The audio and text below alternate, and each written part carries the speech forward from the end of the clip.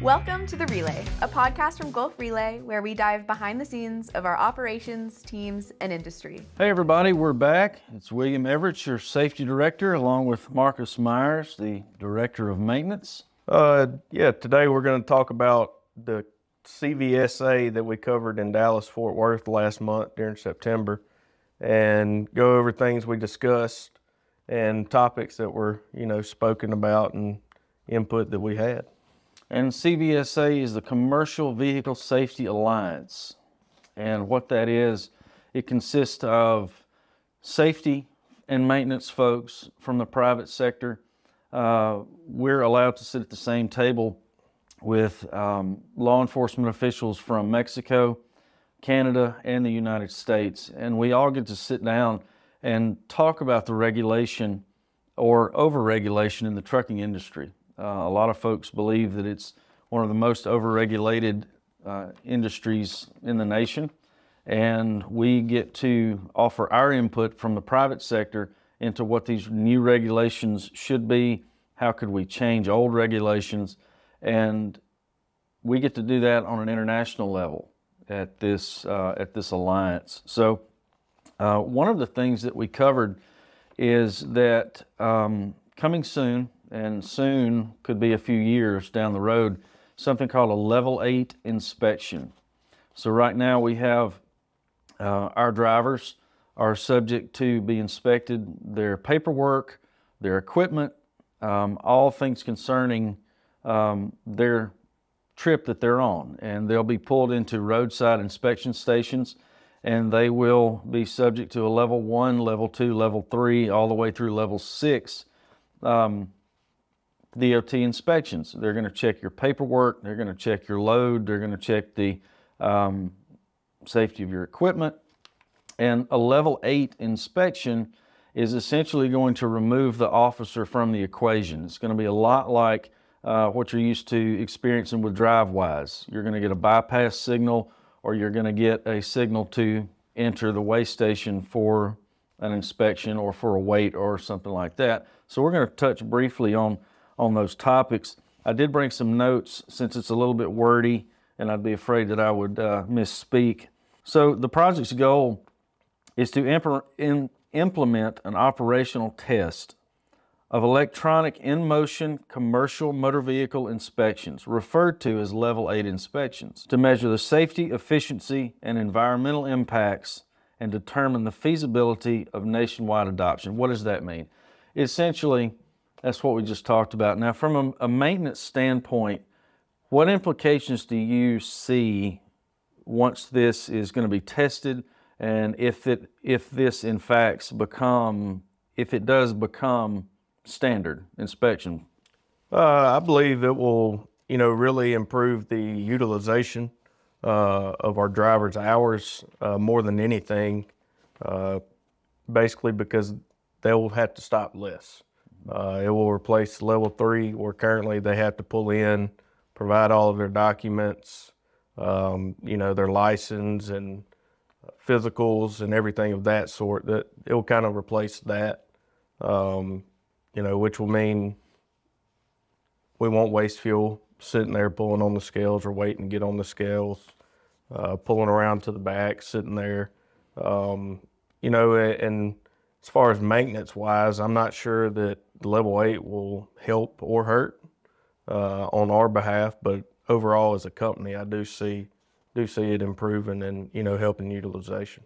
And I'm still curious to see, will we be offered another device to install in our vehicles? Will it tie into our already installed ELD systems? I'm curious to see how it'll actually be implemented on the physical equipment. So that's something that we're seeing down the road.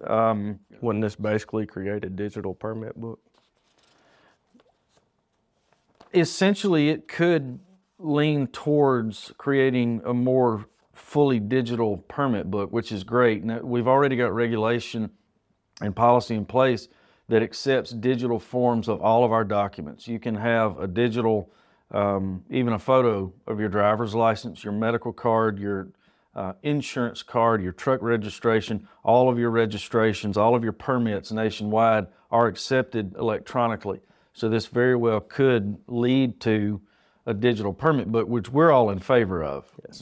That's something that we do support. It's less to keep up with. It's a simple click and send process for all of the documents that our drivers need on a regular basis. So we are excited about this. Obviously, we have a few things that we're concerned about. How user-friendly would these new systems be? How mechanically and electronically sound would they be? Marcus, if you would speak to some of the maybe pitfalls that this new system could have. Well, they haven't fully ran a full test on it yet, so they don't know the downfalls and their shortages. I believe that the infrastructure likely is not there yet. It's obviously going to require AI to recognize a lot of that stuff since they're in motion, rather than pulling onto the scales or into the scale house. So that's pretty large task to accomplish for the for the FMCSA, and also getting your smaller carriers to be able to adapt to it as well. That's probably going to be a large struggle. I see it being potentially something like the ELDs when they were first implemented and mandated. It was a pretty large learning curve, especially for officers. And I see this potentially being, pretty much the same struggle. I would agree with that. When you started to mention those things about a full-blown implementation down the road, that was a serious struggle, especially for smaller carriers and for larger carriers to implement something in a fleet with 250, 500, even 1,000 trucks. That's a major undertaking for sure. So that's good talking points there. I will say we were not involved in nearly as many driverless conversations or electric vehicle conversations as we were last year's CVSA conference. Take that as you would, but it was just simply not discussed as much. The infrastructure and the power grids were briefly spoken about, but they quickly moved on to topics such as your level 8 inspections. So Marcus, if you don't mind, let's spend a few moments talking about speed limiters and the policy and regulations that may come with that. Now, speed limiters would essentially limit nationwide, every company, every truck would be limited to a maximum speed of 68 miles an hour. 68 miles an hour is the current thought process. 65 has been talked about, 62 miles per hour has been discussed, 72. So there's been quite a range of discussion about this, but currently the legislation is leaning towards 68 miles per hour. Marcus can clarify. I believe it's gotten all the way to the House.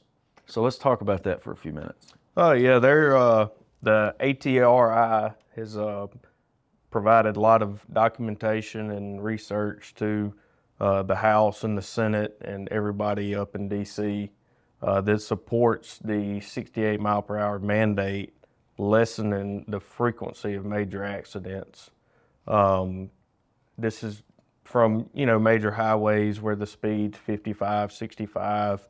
It would keep them, and really it's more of your smaller people that run 75, 85 rather than us. We're currently at a top speed of 70. So it wouldn't affect us a whole lot, but it would definitely put everybody on a level playing field. Mm-hmm. As far as causing less accidents, I'm certainly not bought into that because anytime you have somebody doing the same speed down the interstate, it's going to cause traffic jams, which will end up turning into road rage for some of the four-wheelers, and obviously can still cause major accidents as well, is my thought. That's correct. Driver behavior, driver training is where it always comes back to, no matter what the speed limit is.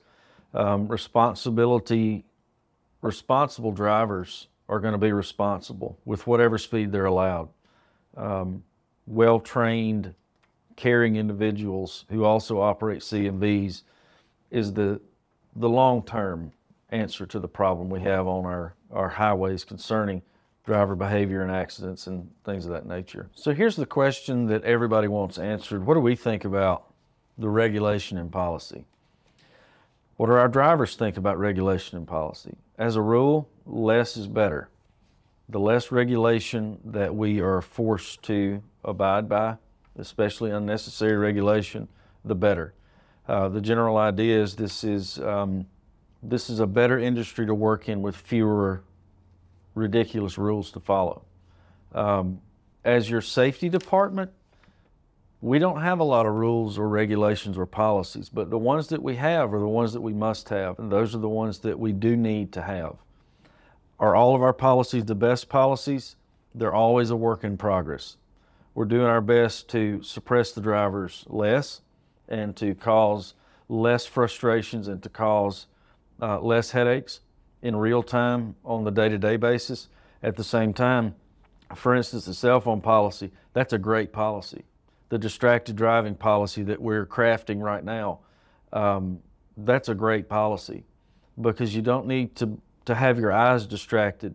You don't need to have your mind distracted. You don't need to have your hands distracted while you're operating a commercial motor vehicle. Now, you say that's common sense, but there are a lot of folks that don't agree with anything I just said. And that's fine. That's why we have these discussions.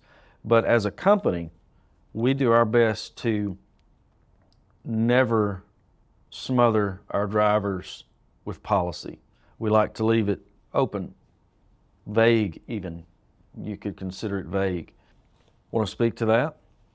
I call it the big three. We have three that are pretty stringent. Cell phone, hours of service violations, and speeding.